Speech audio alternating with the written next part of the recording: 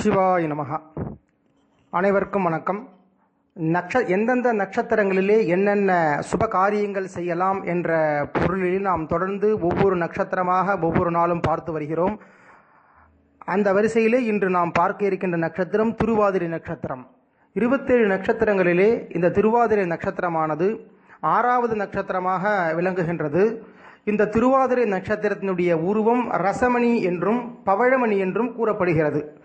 இந்த நட்சத்திரத்தின் அதிதேவதை சிவபெருமான்.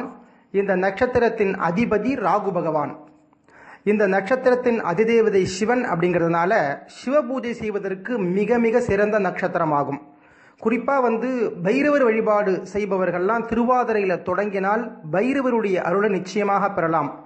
ஏன்னு கேட்டிங்கன்னா, திருவாதிரை நட்சத்திரத்துடைய மிருகம் நாய். அதாவது ஒரு ஒரு நட்சத்திரத்திற்கும் மிருகம், பக்ஷி, யோனி அப்படின்னு ஒரு பெரிய லிஸ்ட் இருக்குது. அந்த வகையில் இந்த திருவாதிரை நட்சத்திரத்துக்கு உரிய மிருகம் நாய். இந்த நட்சத்திரத்தினுடைய அதிபதி ராகு அப்படிங்கிறதுனால நாய் இந்த நட்சத்திரத்தினுடைய மிருகம் அப்படிங்கிறதுனால காலபைரவர் வழிபாடு செய்கிறவங்க, மேலும் பைரவர் சிவபெருமானுடைய ஒரு அம்சம்தான். அதனால் காலபைரவர் வழிபாடு செய்கிறவங்க திருவாதிரை நட்சத்திரத்தில் ஸ்டார்ட் பண்ணி அவங்க வழிபாடு ஆரம்பித்தாங்கன்னா மிக சிறப்பான பலன் கூடிய சீக்கிரம் கிட்டும். இந்த நட்சத்திரத்தினுடைய அதிபதி ராகு பகவான் அப்படிங்கிறதுனால மந்திரம் ஜபிப்பதற்கு இல்லைன்னா மந்திர பிரயோகம் பண்ணுறதற்கு உகந்த நட்சத்திரம். இந்த நட்சத்திரத்தில் என்ன இந்த மாதிரி மந்திரங்கள், தந்திரங்கள், எந்திரங்கள், இதை மாதிரி அமானுஷ்யமான விஷயங்களுக்கெல்லாம் ராகு பகவான் தான் அதிபதி. ஸோ இந்த நட்சத்திரத்தில் நம்ம இந்த மந்திரங்கள்லாம் ஜபிப்பதற்கு ஆரம்பித்தோம்னா சீக்கிரமாக நமக்கு சித்தியாகும். அதே மாதிரி பார்த்தீங்கன்னா, பேய் பிசாசு தொல்லை, ஆவிகள் தொல்லை, இது மாதிரிலாம் நிறைய சொல்லுவாங்க இல்லையா. அமானுஷ்யமான தொந்தரவுகள்லேருந்து விடுபடணும்னா திருவாதிரை நட்சத்திரம் வரக்கூடிய நாளில் திருநாகேஸ்வரம், சிதம்பரம், திருவாலங்காடு இந்த மாதிரி சிவன் கோயிலுக்கு போயிட்டு சிவபெருமான வழிபாடு பண்ணிட்டு வந்தீங்கன்னா இந்த பேய் பிசாசு தொல்லை, ஆவிகள் தொல்லை, இந்த மாதிரி பிரச்சனைகள் இருக்கிறவங்க சீக்கிரமாக அதிலேருந்து விடுபடுவார்கள். திருவாதிரைக்கு யாழ் நட்சத்திரம் அப்படின்னு ஒரு பேர் இருக்குது. அதனால் புதுசாக யாராவது வீணை வாசிக்க கற்றுக்கிறாங்கன்னா இந்த திருவாதிரையில் தொடங்கினா ரொம்ப நல்லது. திருவாதிரை அப்படின்னாலே நம்ம எல்லாருக்கும் நினைவில் வர்றது சிதம்பரம் நடராஜ பெருமான். அதனால் நடன அரங்கேற்றம் பண்ண விரும்புகிறவங்க இந்த திருவாதிரை நட்சத்திரத்தன்னைக்கு நடன அரங்கேற்றம் பண்ணாங்கன்னா அவங்க அந்த சிறப்பான முறையில் மென்மேலும் அவங்களுடைய கலை அபிவிருத்தி ஆகும். திருவாதிரை நட்சத்திரத்திற்கு ஏற்கனவே யாழ் நட்சத்திரம்னு பார்த்தோம். அதே மாதிரி வில் நட்சத்திரம் அப்படின்னு ஒரு பேர் உண்டு. பொதுவாக ஒரு நட்சத்திரத்திற்கு நிகண்டு அப்படிங்கிற பேரில் பலவிதமான பெயர்கள் கொடுத்துருப்பாங்க, பலவிதமான காரண பெயர்கள் இருக்கும். அதே மாதிரி ஒரு ஒரு சந்தர்ப்பத்தில் ஒரு ஒரு பேர் நம்ம சொல்லிட்டு வரோம்.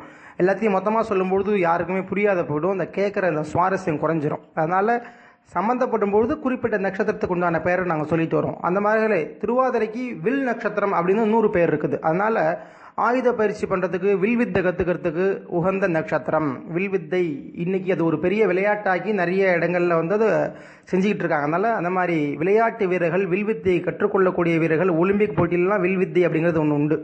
அப்படிப்பட்ட நபர்கள்லாம் இந்த திருவாதிரை நட்சத்திரத்தில் ஸ்டார்ட் பண்ணாங்கன்னா அவங்க நல்ல பயிற்சி, அதில் தேர்ச்சியாக விளங்கலாம். இதே மாதிரி இந்த தானியம், எள்ளு, கடுகு, கம்பு, கேவுரு, இது மாதிரி தானியங்களை விதைக்கிறதுக்கு ஏற்ற நட்சத்திரம். காலபுருஷ லக்னம் மேஷத்திற்கு நம்ம ஏற்கனவே பார்த்தோம். காலபுருஷ லக்னம்னா ஸ்டார்டிங் பாயிண்ட். இந்த ராசியினுடைய மொத்தம் 12 ராசி, அதில் மேஷ ராசி தான் ஃபர்ஸ்ட்.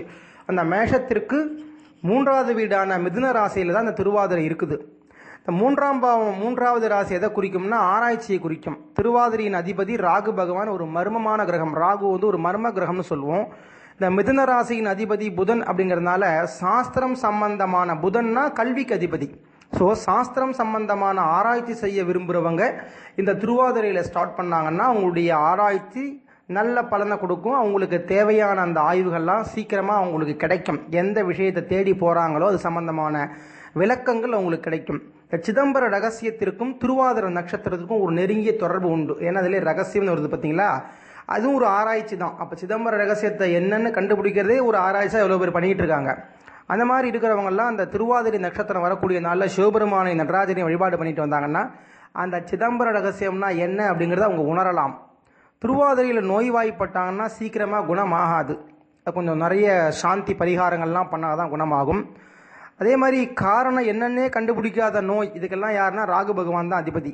இந்த என்னன்னே தெரில, எல்லாம் டெஸ்ட்டும் பண்ணி பார்த்துட்டோம், எல்லாமே நார்மலாக தான் இருக்குன்னு சொல்கிறாங்க டாக்டர். ஆனாலும் இந்த இடத்துல குடையுது, அந்த முட்டியில் வலி தாங்க முடியல, இந்த அப்படின்னு நிறைய பேர் சொல்கிறாங்க இல்லையா. ஆக என்னன்னே கண்டுபிடிக்க முடியாத இனம் புரியாத நோய்களுக்கெல்லாம் ராகு பகவான் தான் அதிபதி.